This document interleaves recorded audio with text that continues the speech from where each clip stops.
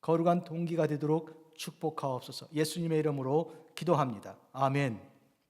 오늘은 욥기 제 18장 5절에서부터 21절, 좀 깁니다. 본문 이 말씀 봉독합니다. 악인의 빛은 꺼지고 그의 불꽃은 빛나지 않을 것이요 그의 장막 안의 빛은 어두워지고 그의 위의 등불은 꺼질 것이요 그의 활기찬 걸음이 피곤하여지고 그가 마련한 꾀에 스스로 빠질 것이니 이는 그 발이 그물에 빠지고 올가미에 걸려들며 그의 발 뒤꿈치는 덫에 치이고 그의 몸은 올무에 얽힐 것이며 그를 잡을 덫이 땅에 숨겨있고 그를 빠뜨릴 함정이 길목에 있으며 무서운 것이 사방에서 그를 놀라게 하고 그 뒤를 쫓아갈 것이며 그의 힘은 기근으로 말미암아 쇠하고 그 곁에는 재앙이 기다릴 것이며 질병이 그의 피부를 삼키리니 곧 사망의 장자가 그의 지체를 먹을 것이며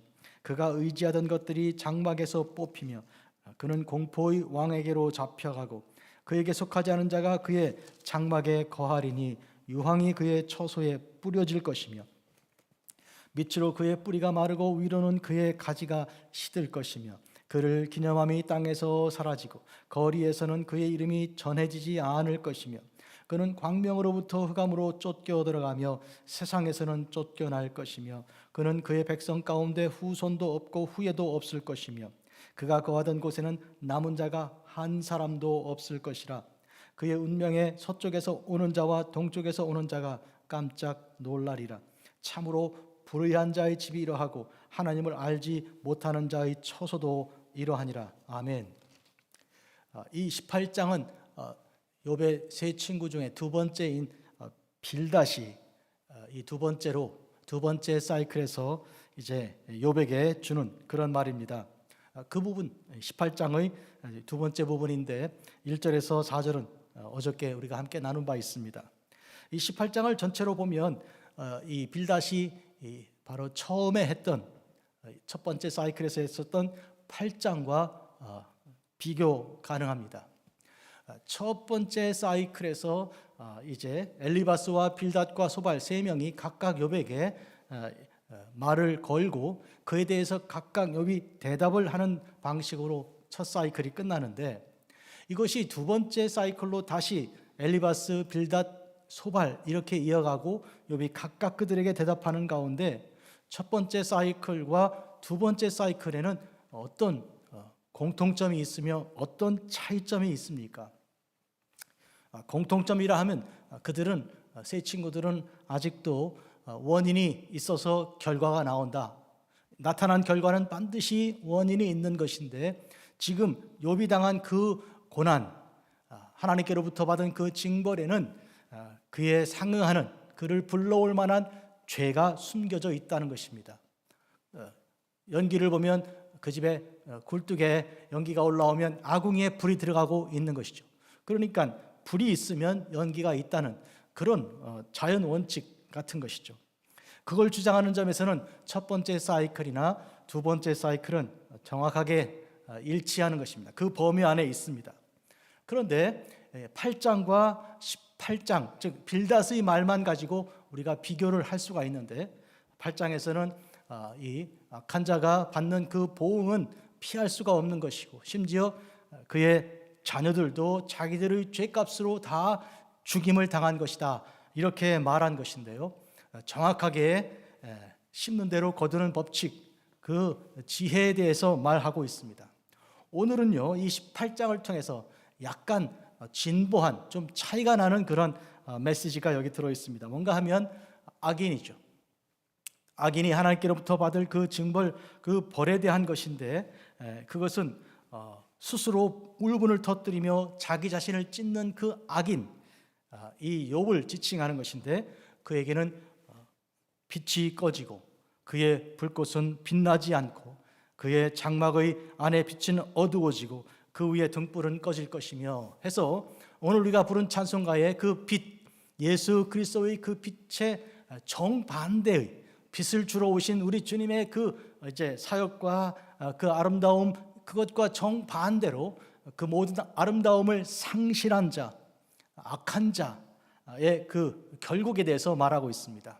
그러므로 이 두 번째 사이클에서의 초점은 욥이 하나님께 드린 예배로서 그의 모든 죄가 사함받고 그의 악이 씻음받고 주 안에서 거룩하게 된 그 모습을 완전히 부정하는 것입니다. 그런 점에서 어떤 행위보다는 그 구체적으로 예배에 대한 이런 것을 지금 말하고 있는 것입니다. 한마디로 말하면 욥 당신의 예배는 하나님께서 받지 않으셨다. 그런 의미에서 하나님께서는 반드시 너가 지은 그 모든 죄악을 다 갚아서 너를 멸망시키고 또 파멸하고 있던 그 빚도 빼앗아 갈 것이고 빚을 이제 상실하게 될 것이고 활기찬 걸음이 피곤하고 또 그래서 이제 스스로 꾀에 빠지고 말 것이다. 이렇게 말하는 데 있습니다. 한마디로 얘기해서 두 번째 사이클에서는 조금 더 예배에 대해서 예배의 그 효용성에 대해서 말하는 것과 동시에 하나님께서 욥의 예배를 받지 않으셨다는 그런 판단입니다. 그런데 여러분, 이것은 섣부른 판단이고 이것은 그렇게 해서는 안 되는 것입니다. 왜 그런가 하면 우리가 살아있는 동안, 생명이 있는 동안 우리는 하나님께로부터 기회를 받는 것입니다. 한마디로 예배할 수 있고 그리고 주님께 나아올 수 있다면 그에게 내리는 판단은 말하자면 너무 빠른 것입니다. 이런데 이런 의미에서 그가 아직 살아있다면 이런 판단을 내리는 대신에 그에게 권면하고, 그가 만약에 예배를 모르는 자이거나 하나님의 은총을 깨닫지 못하는 자라면 그에게 복음을 전도하고 증거하고 해서 주님께로 나오게 해야 할 그런 순서고 그런 차례입니다. 그런데 어째서 이와 같은 판단, 마치 최후에 우리 주님께서 오셔서 지옥과 천국으로 갈라지는 그 판단을 내리신 것처럼 그에게 어떤 소망도 이미 없는 것처럼 이렇게 말하는 것은 한마디로 지나치게 굉장히 조급한 것입니다. 하나님보다 먼저 가는 것입니다. 하나님보다 먼저 판단을 내리고 하나님께서 하실 일을 말하자면 가로채는 것과 마찬가지입니다. 사랑하는 성도 여러분, 오늘 본문을 가만히 묵상해 보면 사실 그 안에 어떤 사실, 우리가 깊이 묵상해야 할 그런 귀한 말씀이 분명히 들어 있습니다. 뭔가 하니까 우리는 다 악인들이고 우리는 다 죄인들이어서 그의 값은 죽음이고 그 빛은 다 꺼지고 또 활기 다 잃어버리고 그리고 스스로 올무에 빠지고 그물에 빠지고 올가미에 걸리고 덫에 치이고 그리고 올무에 얽힐 이런 운명입니다. 그와 같은 열매밖에 얻을 것이 없는 것이 사실입니다. 이와 같이 우리가 어떤 존재인지를 밝히 보여준다는 점에서 오늘 이 빌닷의 말은 굉장히 중요한, 시사하는 바가 굉장히 큰 그런 말입니다. 그러나 아직 생명을 주님께서 주셨다 함은 하나님께서 우리에게 기회를 주신 것인데요, 하나님께로 돌아올 기회입니다. 하나님 말씀을 듣고 그 말씀을 듣고 배워서 그리고 주님께 나와 회개하여 용서받을 수 있는 기회가 있다는 것입니다. 우리가 로마서에서 하나님께서 우리를 기다려 주시기를 마치 사람들이 하나님께서 아무런 이 반응을 보이지 않는 것처럼 하나님의 기다려 주심이 그래서 하나님을 우습게 여길 만한 조건이 되는 것처럼 그렇게 여겨지는 것에 대해서 지적한 바 있습니다. 한마디로 말하면 하나님께서 우리를 어떻게 고난과 환난을 통해 우리에게 징계를 하시지만 그러나 그것은 우리가 받을 죄의 값을 궁극적으로 내릴 만큼 그렇게 심각하지가 않은 것입니다. 다시 말하면 지금 욥이 받은 고난은 굉장히 큰 고난이지만 그러나 그 고난은 욥이 죄인으로서 받아야 할 그 고난을 다 표현하고 표출하는 것은 아닌 것입니다. 적어도 빌닷은 그것을 알아야 하는 것입니다. 그 정도로 하나님께서 죄값을 그에게 치르게 하고 있는 것이 아닙니다. 영원한 죽음, 결코 돌아설 수 없는 그런 파멸을 받게 되는 것인데 이 빌닷은 지금 욥이 받는 그 고난을 보고 그 하나님의 그 징벌을 그렇게 생각한 것입니다. 그러나 하나님께서는 그렇지 않은 것입니다. 오늘 우리에게 삶의 여러 가지 환난과 고난이 임하고 있다고 해도 하나님께서는 우리에게 아직도 기회를 주고 계신 것이며 돌아설 수 있도록 하기 위해서 하나님께서 길을 인도해 주고 계신 것을 우리가 알아야 할 것입니다.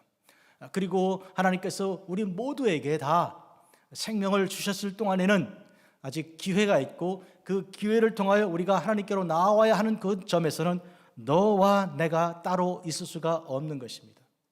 나에게도 기회를 주셨으면 내 형제에게도, 나의 자매에게도 같은 기회를 주신 것이니, 우리는 마음을 같이 하고 뜻을 같이 해서 서로 말씀을 나누며 하나님의 뜻을 더 알기를 연구하고, 그리고 함께 예배하고 함께 기도하기를 힘써야 합니다.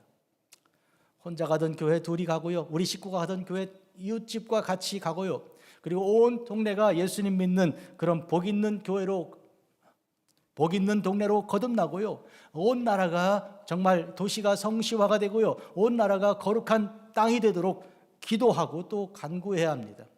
그런 점에서 오늘 빌닷은 지나치게 섣부른 판단을 하나님보다 먼저 내리고, 그리고 욥에게 소망을 주고 욥에게 기회를 주는 대신에 그를 절망시키고 그를 더 이상 일어나지 못하게 하는 역할을 하는 것입니다. 이 역할은 사실은 사탄이 맡아야 하는 역할입니다. 사탄은 이와 같이 하나님의 은혜와 하나님의 그 구속의 그 놀라운 능력을 의심하게 하고, 하나님 주시는 그 기회를 이제 알지 못하게 하는 그런 거짓된 지혜를 발휘하는 것입니다. 이런 점에서 이 빌닷은 이제 욥에게 희망을 끊고 소망을 이제 버리게 만드는 이 말을 주는 것입니다. 이 말을 들으면 욥 아니라 그 누구라도 마음에 절망감이 들고, 그리고 이제는 끝났구나, 내 삶에는 소망이 하나도 없구나, 이런 판단을 내릴 수밖에 없겠습니다. 그러나 이미 우리가 아는 것처럼 욥은 그의 말로 이제 굴복하지 않습니다. 19장 25, 26절, 내가 알기는 나의 대속자가 살아계시니 마침내 그가 땅 위에 서실 것이라, 이렇게 고백하며 욥은 기다리는 소망을 버리지 않고 있습니다. 대속자가 마침내 오실 것이라는 그 소망을 가지고 있습니다. 그 말은 무슨 뜻입니까? 이와 같이 빌닷이 그에게 오늘 이와 같은 긴 말로 좌절과 절망과 이런 죽음 공포에 휩싸이게 만들었으나 그 말이 욥에게 영향을 미치지 못하였다는 것입니다. 욥은 그의 말을 들었으나 그러나 그것을 흘려버리고 마는 것입니다. 그것이 자기의 마음과 생각을 주장하도록 허락하지 않은 것입니다. 이것은 무슨 뜻인가요? 그에게 하나님의 아들 독생자 예수 그리스도 대속자가 살아계심을 그는 믿는 믿음이 있는 것이고, 대속자를 기다리는 소망이 그에게 있는 것입니다. 이와 같이 악한 자의 말이 그에게 영향을 미치지 못하는 것에 대하여 우리는 예수님께서 마가복음 16장에 제자들을 파송하시며 5가지 이 표징들이, 징표들이 그들을 따를 것이라고 하신 그 말씀 중에 무슨 독을 마실지라도 해를 받지 않을 것을 우리가 기억합니다. 이 독은 주로 사람들이 사탄 마귀의 그 사주를 받아서 하나님의 은혜로부터 우리가 떠나게 하고 하나님의 사랑을 잊어버리게 만들고 주님 주신 그 소망을, 천국 소망을 바라보지 못하게 만드는 그런 악한 말들입니다. 그런데 그런 말들은 이 세상에 수도 없이 많이 있습니다. 직접으로 오기도 하고 간접으로 퍼져나가기도 하는 것입니다. 우리를 대놓고 마주보고 말하기도 하지만 영화나 혹은 소설이나 혹은 이웃 사람들의 그 지나가는 말이나 이런 언어들이 이 세상에 가득 차 있는 것입니다. 그런데 그 모든 것들이 우리에게 어떤 영향을 미치지 못하는 독과 같아서 마실지라도 아무런 해를 받지 않는다는 한 것은 우리에게 더 큰 소망이 있고 더 큰 은혜가 있고 무엇보다도 예수 그리스도께서 살아계시기 때문입니다. 오늘 우리가 부른 찬송, 온 세상이 캄캄하여서, 그렇습니다. 온 세상은 캄캄합니다. 오늘 본문에 악인의 장막이라고 했지만 이 장막은 가장 작게는 인간의, 사람의 몸을 장막이라고 표현하고요, 조금 더 보면 이제 가정 울타리를, 또 나라 혹은 세계, 이런 것을 말하겠습니다. 온 세상이 캄캄합니다. 그러나 우리 주님께서 우리에게 오셨습니다. 참 빛이 없었으나 참 빛 되신 우리 주님께서 이 땅에 오셨습니다. 그래서 그분은 영광의 주님이 되셨습니다. 그리고 그분은 우리에게 밝은 빛을 허락하여 주셨습니다. 그래서 우리도 그 영광에 참여할 수 있게 해 주신 것입니다. 하나님의 영광, 예수 그리스도를 통해 우리에게 임하신 그 놀라운 그 빛된 그 영광, 생명의 그 놀라운 그 신비함이 우리에게 임하여서 날마다 좌절하고 날마다 얼굴이 어둡고 비틀거리고 걸어가도 피곤하고 달려가도 쓰러지게 되는 우리 인생들을 다 이렇게 세우시고 마치 독수리가 날개치고 올라가는 것처럼 이런 새로운 힘을 허락해 주신 그 놀라운 그 은혜를 우리 주님께서 이 땅에 오심으로 가능하게 하신 것입니다. 마침내 이 땅에 서실 것이라 과연 이 땅에 오셨습니다. 욥이 그렇게 사모하던 욥과 아울러 아브라함도 이삭도 야곱도 에스겔도 또 다니엘도 온갖 하나님의 사람들이 예배 중에 기다리고 사모하던 예수 그리스도께서 대속자, 구속자 그분께서 이 땅에 마침내 오셨습니다. 첫 번째 크리스마스였습니다. 2000년 전이죠. 그런 주님께서 이 땅에 오셔 십자가로 당신의 몸을 찢어 우리의 모든 죄를 사하시는 피를 흘리셨고 당신의 몸을 우리에게 영원한 양식으로 허락하여 주셨습니다. 그리고 하늘로 오르신 주님께서 다시 오실 것을 약속하셨습니다. 그때는 이제 최후의 심판의 때요. 그때 하나님의 성도들 믿는 자는 다 천국으로 인도하실 것이고 그때까지도 믿지 않는 자들은 모두 지옥에 가게 할 것입니다. 이런 점에서 우리 주님께서 이제 다시 오실 것에 대한 소망은 지금 이 시간 우리가 다 품어야 할 그런 소망입니다. 이 세상에 있는 그 참혹한 현실에 대해서는 우리가 더 말할 필요가 없을 정도입니다. 대지진으로 인하여 고난당한 그 사람들의 모습을 보면서 그것이 남의 일만 아니고 이것이 우리의 일이며 언제든지 우리에게도 임할 수 있는 것이라는 것을 우리는 알고 있습니다. 지진하면 이 샌프란시스코 베이 지역도 만만한 곳이 아닙니다. 저도 1989년 지진을 버클리에서 경험했습니다. 그때 한 300여 명의 사람들이 목숨을 잃었습니다. 여러분, 이 지진이 그것만 아니고 이 기후가 그것만 아니고 이 전쟁의 공포가 또 우리가 경험하고 있는 이 대재앙, 이 질병의 이 팬데믹이 온 세상을 이렇게 뒤엎고 있는 이런 때에 우리는 더 깊이 주님의 뜻을 생각해야 합니다. 아직 끝이 온 게 아닙니다. 아직 이것이 마지막이 아닙니다. 하나님께서는 기회를 주고 계십니다. 내가 기회를 가졌다면 오늘 우리 이웃 사람들도 기회를 가진 것입니다. 그런 의미에서 하나님의 그 판단을 우리가 섣부르게 하나님보다 먼저 앞서서 말할 것이 아니고 하나님께서 허락하신 그 사명을 감당해야 합니다. 사명은 무엇입니까? 아직 기회가 있다는 것이죠. 듣는 사람마다 복음 전하여 아무나 오라, 아무나 오라.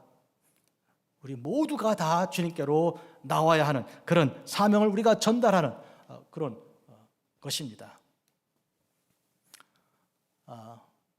아무나 오라, 아무나 와도 좋소, 이렇게 옛날 찬송 불렀는데 어떤 분이 옛날에 아무나도 좋다고 하는 말 듣고 아무나도 오라 그래서 아이를 못 낳는 어떤 분이 그래 교회 가면 되는가 보다, 다른 사람들이 다 몇시천대 해도 교회가 예수님이 나를 환영하는 모양이다 이랬다는 우스운 얘기도 있는데요.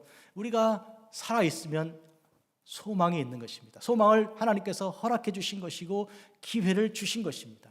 한마디로 징벌을 유예하신 것입니다. 그 기간, 오늘 이 새벽에 오늘 하루 유예를 받은 거 아닙니까?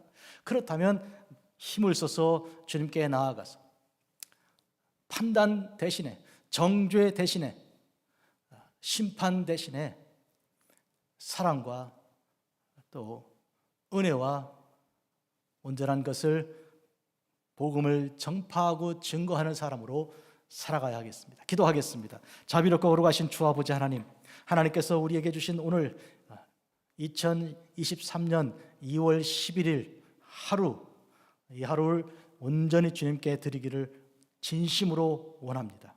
하나님, 저희들이 분명히 죄인들입니다. 악인들이어서 저희들은 이 죽음을 자초한, 그리고 스스로 함정에 빠지고 올무에 걸린 자들입니다. 하오나 우리는 주님께서 마침내 대속자가 되셔 이 땅에 서실 줄을 믿습니다. 주님을 기다리는 우리가 주님 안에서 이제 부활의 소망이 있음을 믿습니다. 그러므로 끝난 것이 아니고, 그러므로 지금은 좌절할 때도 아니고, 지금은 서로 판단하고 비판할 때도 아니고, 사랑하고 용서하며 말씀을 듣지 못한 자, 깨닫지 못한 자에게, 지혜가 지식이 없는 자에게 우리 주님의 말씀을 전하고 가르치고 함께 배우고 익히는, 손잡고 하나님의 교회로 나아가는 때인 줄 이 시간 믿습니다. 그러므로 누구든지 하나님보다 앞서서 인간의 판단을 가지고 우리를 이제 비난하고 비판한다 할지라도 그런 말에 좌우되거나 상처받지 않게 하여 주시고, 어떤 독이라도 우리 귀에, 우리의 가슴에 오더라도 그것이 우리를 상하지 못하도록 하시는 우리 주님의 능력을 의지합니다. 주여 저희들을 도와 주시옵소서. 그리고 주신 사명을 감당하게